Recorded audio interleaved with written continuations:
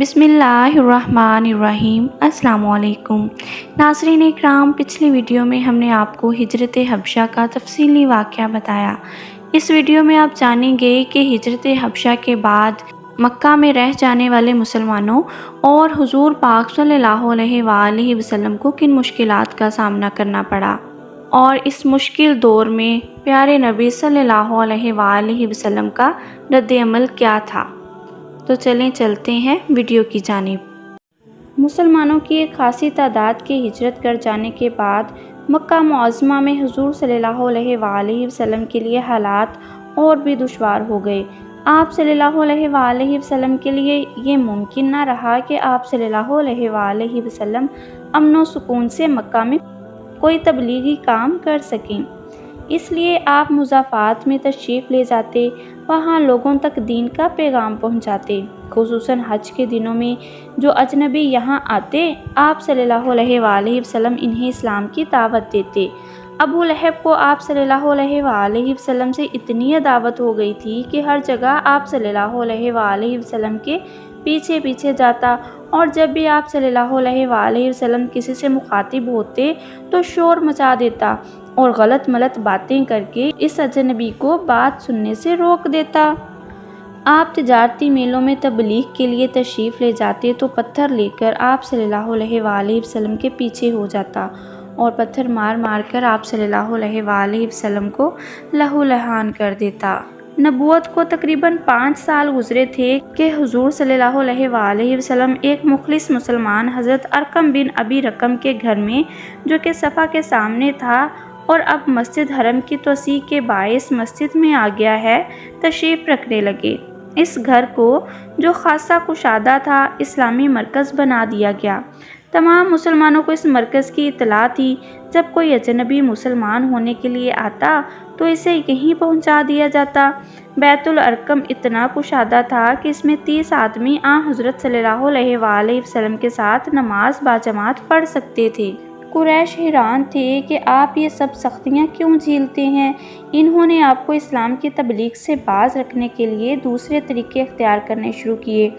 پہلے عتبہ بن ربیع کے ذریعے آپ صلی اللہ علیہ وآلہ وسلم خوبصورت لڑکیوں، روپے، پیسے اور مکہ کی بادشاہت کی پیشکش کی، صرف اس شرط پر کہ آپ ان کے بتوں کو برا نہ کہیں۔ آپ صلی اللہ علیہ وآلہ وسلم نے عتبہ کی بات کے جواب میں سورہ حامیم السجدہ کی آیات تلاوت کیں۔ عتبہ لاجواب ہو کر چلا گیا۔ پھر حضور صلی اللہ علیہ وآلہ وسلم کو پیشکش کی گئی کہ ہم آپ صلی اللہ علیہ وآلہ وسلم کے رب پر ایمان لاتے ہیں۔ آپ صلی اللہ علیہ وآلہ وسلم ہمارے خداؤں پر ایمان لائیں۔ اس پر سورۃ الکافرون نازل ہوئی۔ آخر تھک ہار کر قریش کے کچھ سردار جناب ابو طالب کے پاس پہنچے اور کہا کہ ہم تمہاری بڑی عزت کرتے ہیں، لیکن تمہارا بھتیجا ہمارے اندر تفرقہ ڈال رہا ہے اور فساد پھیلا رہا ہے۔ تمہاری خاطر ہم نے اب تک اس کے خلاف کوئی کارروائی نہیں کی۔ اگر تم نہ روکو گے تو ہم اسے جبراً خاموش کر دینے پر مجبور ہو جائیں گے۔ ابو طالب اپنی قوم کی شدید مخالفت سے گھبرا گئے اور آپ صلی اللہ علیہ وآلہ وسلم کو بلا کر ساری بات بتائی اور کہا کہ بیٹے، میری کمزوری اور بڑھاپے پر ترس کھاؤ، مجھ پر اتنا بوجھ نہ ڈالو جو میں اٹھا نہ سکوں۔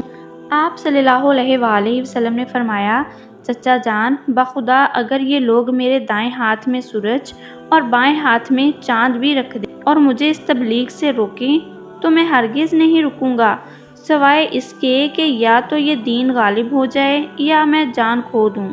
یہ کہتے ہوئے آپ صلی اللہ علیہ وآلہ وسلم کی آنکھیں ڈبڈبا گئیں۔ ابو طالب بھی متاثر ہوئے بغیر نہ رہ سکے اور دوبارہ اپنی مدد کی یقین دہانی کرائی۔ اس واقعے میں یہ حکمت پوشیدہ ہے کہ اسباب پر نگاہ رکھنے والے یہ کہہ سکتے تھے کہ رسول صلی اللہ علیہ وآلہ وسلم کی بے مثال اول و الزمی اس باعزت اور پرعزم چچا کی بدولت تھی، جن کا نام ابو طالب تھا۔ اگر وہ ساتھ چھوڑ جاتے تو شاید نتائج مختلف ہوتے۔ اللہ تعالیٰ نے اس واقعے میں یہ دکھا دیا کہ پرعزم چچا اپنی جگہ سے ہل گئے اور انہوں نے بھتیجے سے مفاہمت کر لینے کی درخواست کر دی، لیکن بھتیجے کے پائے استقلال میں ذرا برابر لرزش نہیں آئی۔ اس کے بعد پھر ایک مرتبہ قریش نے ابو طالب کے سامنے یہ تجویز پیش کی کہ تم مکہ کا خوبصورت عقل مند اور تنو مند نوجوان عمارہ بن ولید لے لو اور اسے بیٹا بنا لو، اس کے بدلے میں محمد صلی اللہ علیہ وآلہ وسلم کو ہمارے حوالے کر دو تاکہ ہم اسے قتل کر کے ملک کو فساد سے نجات دلائیں۔ ابو طالب رضی اللہ تعالیٰ عنہ نے کہا، یہ بھی خوب انصاف ہے کہ تم میرے بیٹے کو تو قتل کر دو اور اس کے بدلے میں تمہارے بیٹے کو پالتا پوستا رہوں۔ حضرت محمد صلی اللہ علیہ وآلہ وسلم کے چچا حضرت حمزہ رضی اللہ تعالیٰ عنہ آپ صلی اللہ علیہ وآلہ وسلم کے رضاعی بھائی بھی تھے اور بنو ہاشم کے انتہائی غیرت مند، بہادر اور جرأت مند انسان تھے۔ انہیں شکار کا بہت شوق تھا۔ ایک دن شکار سے واپسی پر ایک باندی نے انہیں بتایا کہ آج تمہارے بھتیجے محمد صلی اللہ علیہ وآلہ وسلم کو ابو جہل نے سخت تکلیف دی ہے اور برا بھلا کہا ہے۔ ان کو بہت غصہ آیا۔ ابو جہل کو تلاش کرتے ہوئے خانہ کعبہ کے صحن میں پہنچے۔ وہاں وہ اپنے دوستوں اور حامیوں کے درمیان بیٹھا ہوا تھا۔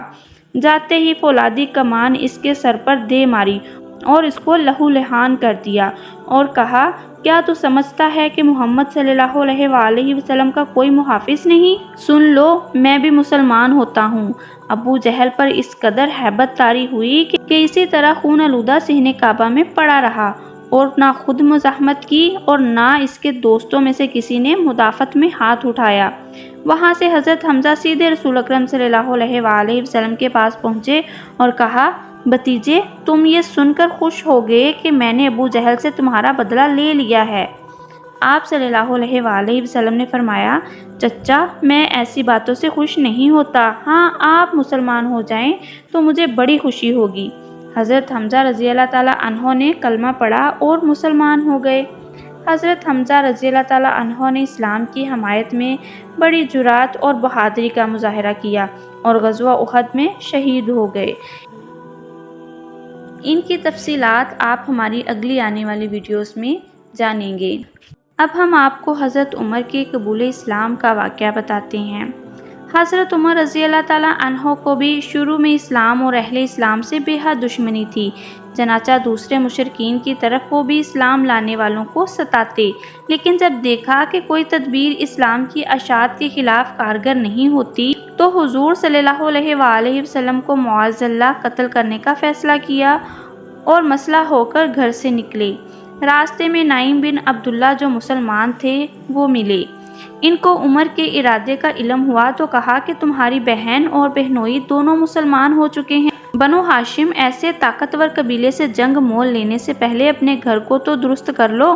فوراً بہن کے گھر پہنچے۔ اندر بہن فاطمہ اور بہنوئی سعید بن زید حضرت خباب بن الارت سے قرآن پڑھ رہے تھے۔ آواز کان میں پڑی تو یقین ہو گیا کہ نعیم کی خبر درست تھی۔ غصے سے دروازہ کھٹکھٹایا۔ بہن نے جلدی سے قرآن کے اوراق چھپا لیے اور انہوں نے دروازہ کھول دیا۔ حضرت عمر رضی اللہ تعالیٰ عنہ نے پوچھا کہ کیا پڑھ رہے تھے، مجھے دکھاؤ۔